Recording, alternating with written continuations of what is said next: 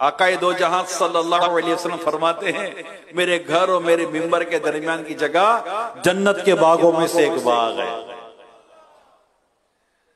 रोज़ाए अनवर और मिंबर अक़दस, बीच में है जन्नत की क्यारी प्यारी प्यारी। वाह वाह, अल्लाह वो जगह देखना नसीब करे, वहां पर अल्लाह पाक नफले पढ़ना नसीब करे, तिलावत करना नसीब करे। कोशिश कीजिए अगर हो सके तो रियाजुल जन्ना में उस मकाम पर हाजिरी जरूर हो। ये वो मकाम है जहां पर कसरत के साथ जिब्रील अमीन अलैहिस्सलाम नाजिल हुए। ये वो मकाम है जहां कई कुरान करीम की आयात नाजिल हुई।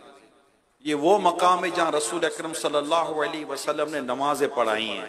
ये वो जगह है जहां सहाबा किराम अलैहिम रिज़वान ने नमाजें पढ़ी हैं। ये वो जगह है जहां पर दीन मतीन के ताल्लुक से मुशावरतें हुई हैं। यानी कितनी मुकद्दस